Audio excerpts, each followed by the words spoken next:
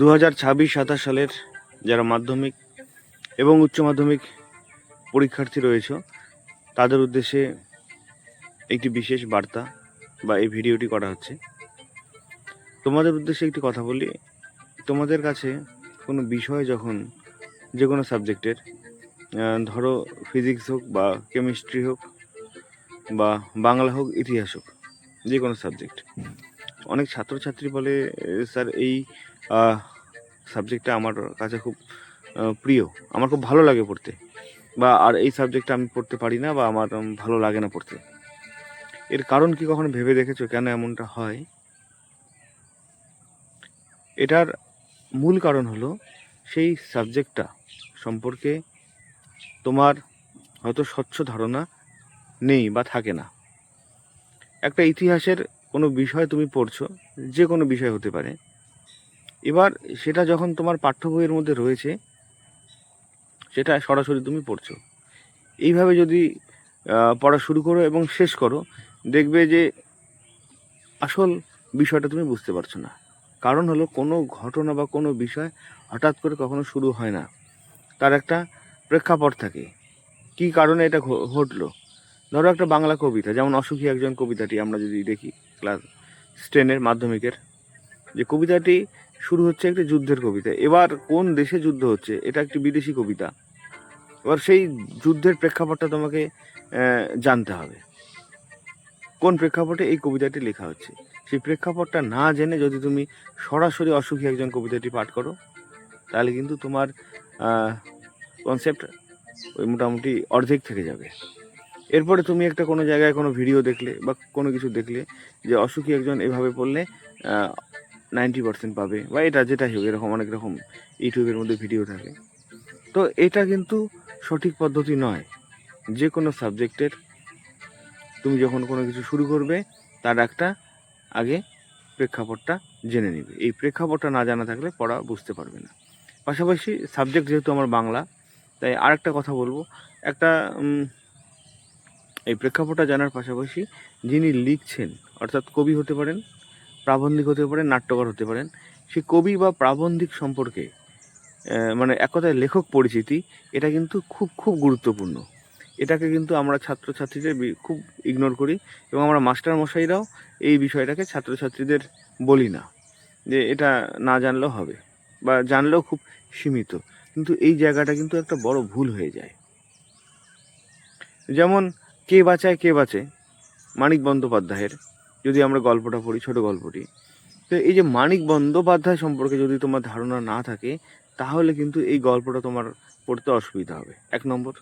2 নম্বর হলো, এই যে কোন প্রেক্ষাপটে কে বাঁচায় কে বাঁচে গল্পটি লেখা হচ্ছে, সেই বিষয়টা যদি না জেনে একবারে তুমি লেখো, একবারে তুমি যদি এই গল্পটা পড়ো, তাহলে কিন্তু ওই একই সমস্যার মধ্যে তুমি পড়বে। একইভাবে অস্ত্রের বিরুদ্ধে গান মাধ্যমিকের যে কবিতাটি রয়েছে, একইভাবে সিরাজউদ্দৌলা যে নাটকটি রয়েছে, এই নাটক সিরাজউদ্দৌলা সম্পর্কে তোমার কনসেপ্ট ক্লিয়ার নেই। সে কোন জায়গার নবাব ছিলেন, কতদিন ছিলেন, কী কারণে লর্ড ক্লাইভের সঙ্গে তার এই পরিণতি হলো, এই যুদ্ধ অবস্থা তৈরি হলো, কী কারণে মির্জাফর তার সঙ্গে এই বেইমানিটা করলেন। অর্থাৎ এর যে একটা প্রেক্ষাপট রয়েছে সিরাজউদ্দৌলার, সেই প্রেক্ষাপটটা আগে জানো। সেই প্রেক্ষাপটটা না জেনে তুমি যদি একবার নাটকটা পড়ো, তাহলে কিন্তু বুঝবে না। ওরকম কমন প্রশ্ন ওরকম কিছু হয় না। সেই ক্ষেত্রে পড়তে পড়তে তুমি অটোমেটিক বুঝতে পারবে যে কোন জায়গাটা তোমাকে পড়তে হবে আর কোন জায়গাটা তোমাকে বাদ দিতে হবে।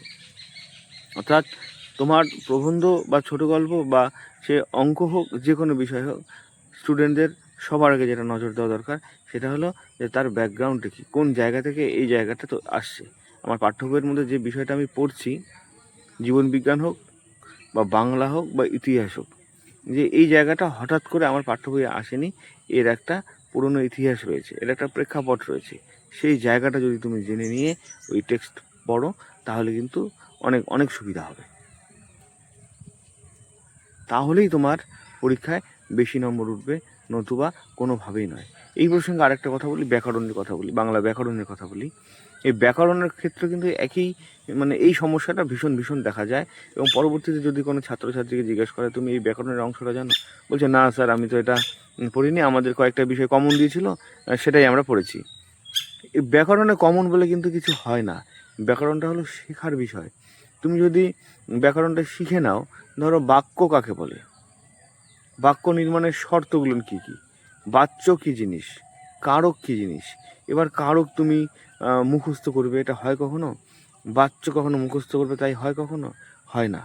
তাই তুমি যদি এটা শিখে নাও যে বাক্য নির্মাণের শর্ত বা বাচ্য কোন কোন বেসের উপর তৈরি হচ্ছে, একইভাবে কারক কীভাবে তৈরি হচ্ছে, সমাজ বিষয়টা আসলে কি, ব্যাকরণের সমাসের গুরুত্বটা কি, এই বিষয়গুলো যদি বুঝে নাও বা এই বিষয়গুলো একটু শিখে নাও, তাহলে কোনো ব্যাকরণের কোনো এমন বিষয় নেই যেটা তোমার কাছে কঠিন মনে হবে। তখন তোমার সব বিষয় সোজা মনে হবে। কিন্তু এটা না জেনে যখনই তুমি সমাস করতে চলছো, এ দ্বন্দ্ব সমাস, এ বহুব্রী সমাস, এই তৎপুরুষ সমাস, এই তখন একটা সময় অনেক কটা শিখে নিলে কিন্তু ওটাকে আর ঠিক মতো তুমি মনে রাখতে পারবে না। এই প্রত্যেকটা ব্যাকরণ শেখার মানে শুরু করার আগে তার একইভাবে তার প্রয়োজনীয়তা, তার বৈশিষ্ট্য কী, এই বিষয়গুলো একটু জানা জরুরি। এটা শুধু ব্যাকরণের ক্ষেত্রে নয়, যে কোনো সাবজেক্টের ক্ষেত্রে। তাহলে তোমার মাধ্যমিকের নম্বরও ভালো উঠবে, উচ্চ মাধ্যমিকের নম্বরও ভালো উঠবে। তো যারা পরীক্ষায় ভালো নম্বর পায় তারা কখনো ভেবো না যে তারা এই হঠাৎ করে এই কমন নিয়ে এভাবে পড়ে এত পার্সেন্টেজ পেয়েছে। এটা মাথা থেকে সরিয়ে দাও। এটা একটা মারাত্মকভাবে একটা বোকা বানানো পদ্ধতি। তোমাকে মূল জায়গাটা না ধরতে পারলে তুমি পারবেই না। এই প্রসঙ্গে বলা যায়, ধরো একটা বাঘ বনের মধ্যে একটা হরিণ শিকার করবে বা যে কোনো একটা প্রাণীকে সে শিকার করবে। এবার কিন্তু সে কী করবে, সে ভাববে কিছুক্ষণ যে তাকে কীভাবে ধরলে সেই তার শিকার করা প্রাণীটি দুর্বল হয়ে যাবে। তুমি লক্ষ্য করবে যে সে দৌড়ে গিয়ে কোন জায়গাটা ধরবে, যে তার শ্বাসনালীটাকে কেটে দেবে, এটা ভালো করে ধরবে।